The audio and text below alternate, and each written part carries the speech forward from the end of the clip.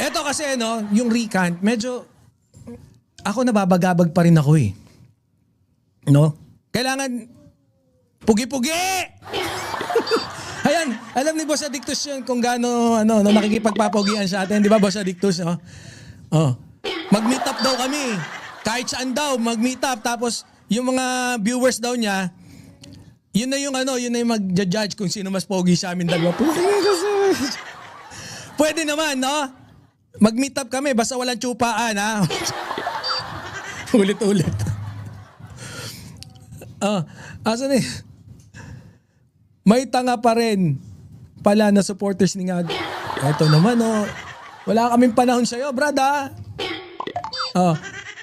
Sabi ni Ma'am Ruby, this guy should be banned from vlogging. Yung ina mo, Christian, sana makulong ka. Wait lang. Magdi-discuss muna ako. Mabilisan lang to, kagaya ka nung isang araw. So, guys, eto. Gumuho yung maleta story, di ba? Ombudsman. Katotohanan o pilitang testimonya nga ba? Kasi yan yung usap-usapan ngayon eh. Di ba? Kapag nag-recant yung mga pangunahing saksi, hindi ibig sabihin automatic ng inosente yung inaakusahan, di ba? Pero seryosong dahilan ba yun para imbestigahan kung alin sa dalawa yung salaysay ang totoo? At bakit nagbago?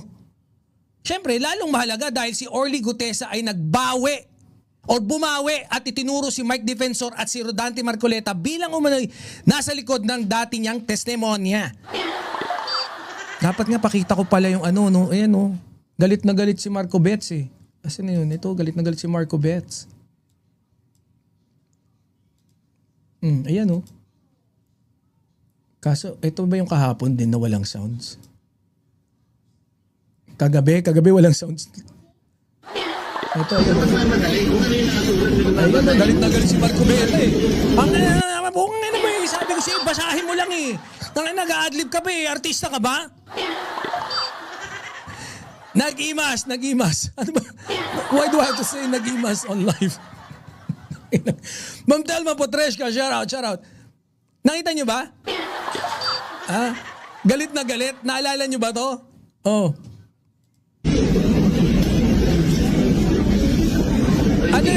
Talagang he took effort from his seat to walk down dun sa pwesto ni Gutesa and give it, he doesn't fucking care kung yung mga nando pinagtatawanan na siya kasi alam mo no, the nerve of Marcoleta to walk down the aisle and down the aisle parang kakasal to walk doon papunta towards Gutesa and give yung pinaka-affidavit. Mali po siya, magkaiba sila eh. Magkaiba silang binabasa. Galit na galit, no? Si Boss Romnick, di parang asong ulo na naman si Marcoleta. Ay, nako, oo. Ma'am Jinky. Ayan, no? Patingin nga, ano ba yung nasa iyo? Patingin niya paper mo. Galit na galit. Gustong manakit ni Pag, ni Marco Betts. Anyways. Yan nga yun. Di ba? Sino daw nasa likod ng gawa-gawang testimonya? Si Marcoleta at si Mike Defensor. Kaya, mga mandirigma, no? Teka muna. Putya, baliktad yata eh. May 4 na maleta boys na nag-recant.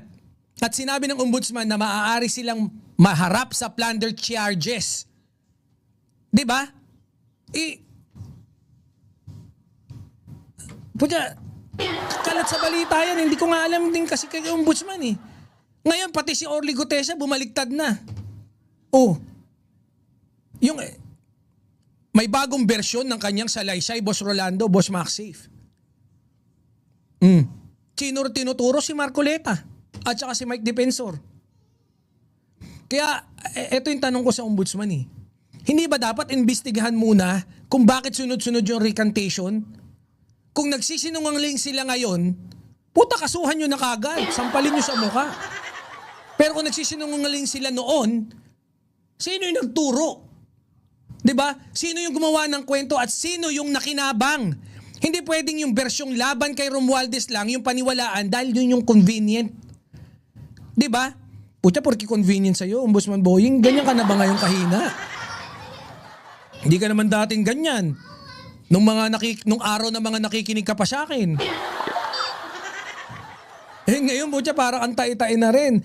Ombudsman, no, wag pilitin yung testigo na pumili ng bersyong gusto niya. Hanapin kung alin yung bersyon, yung suportado ng ebidensya. No, dahil kung matibay ang kaso, putya, hindi pagbabanta yung kailangan. Ang kailangan, ebidensya. Evidence. Ate Tiger Eye, shout out. Nabati na ba kita?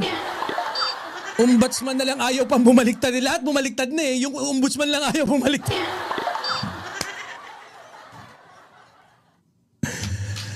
Ay nako. Anyways.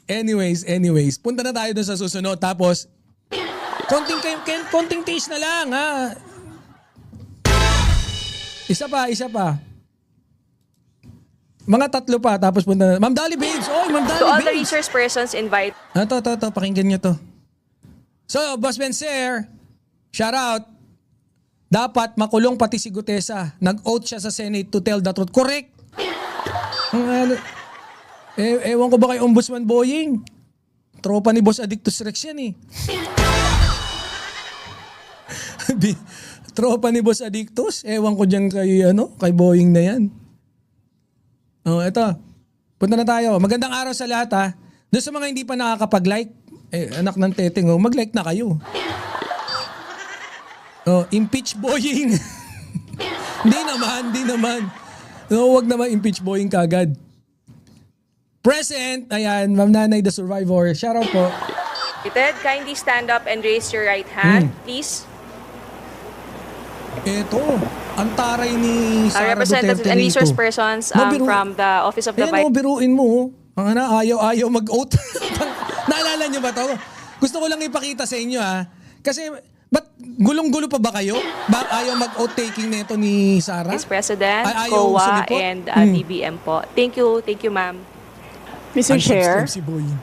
Yes, the Honorable yes, Vice when you President. sent a letter to the Office of the Vice President, you attached a copy of the rule. Anong ginagandahan pa yung Mr. Chair, when you attach to the Office of the Vice President,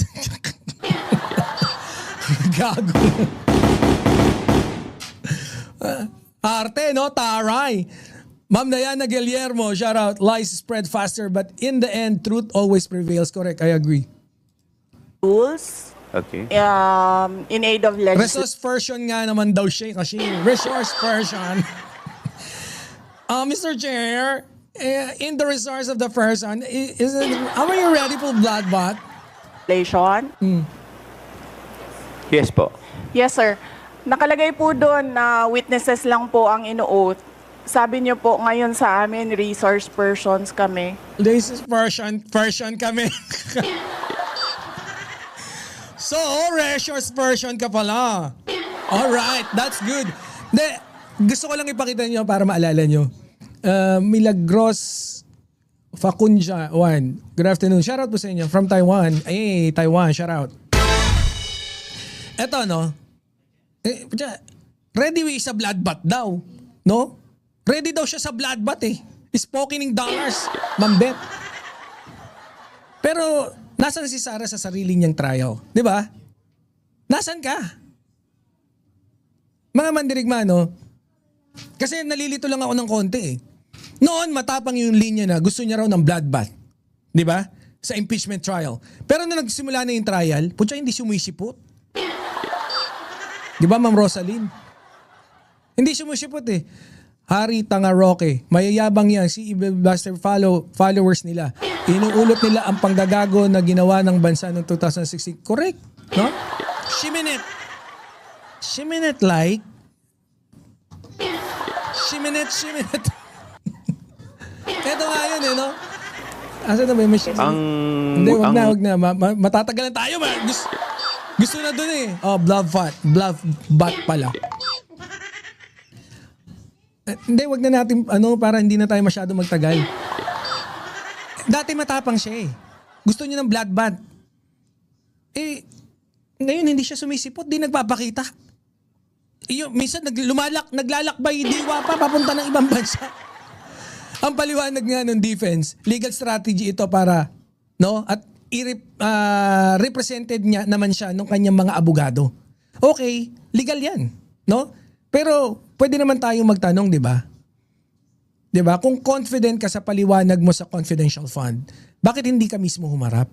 Kasi kung mali ang prosecution, edi magandang pagkakataon to para durugin yung argumento nila, isn't it? Di ba ganun naman dapat? At sabi ng defense, maaari siyang tumistigo if necessary. Kailan magiging necessary? Di ba? Hindi, sisipot yan kung necessary. Alam nyo, no? Dapat di tayo masyado nagpapabulada sa defense. Pati kayo, yung mga DDS. No? Kayo pinapahiya dito ni Sara. Walang iba, kundi kayo. Putya, bloodbath. Putya, okay yan para magkaalaman na. No? Para maidepensa namin, makikita ng yung depensa. Di ba yung mga pinagsasabi ni Sara? And then later on, putya, hindi, kahit nga lang sana umattend man lang dun. Kailan magiging necessary? Kung yan yung depensa nila Sisipot daw if necessary. Kapag tapos na ba yung trial? Kapag uwian na? Saka sisipot. Denied yung travel ni VP to Japan, di ba? Watching from La Union. Province, ayaw ka na panoorin ang vlog ni Christian Esguerra, bobo. Tsaka dahil sabi ni Boss Alan TV. Kapag tapos na yung trial, kapag uwian na, saka kasisipot. Guys, no, hindi ebidensya ng guilt ang absence. 'Di ba? Hindi po ganun 'yun. Yung guilt yung pag hindi pagsipot or yung hindi niya pa ibig sabihin guilty na siya, hindi po ganun 'yun. Pero hindi rin magandang optics, no, yung puro tapang sa labas habang abogado yung sumasalo sa loob. Sara, no, VP Sara. Sinabi mong handa ka, kaya ang simpleng tanong ng bayan, kailan ka mismo haharap? Yun lang din naman, no? Para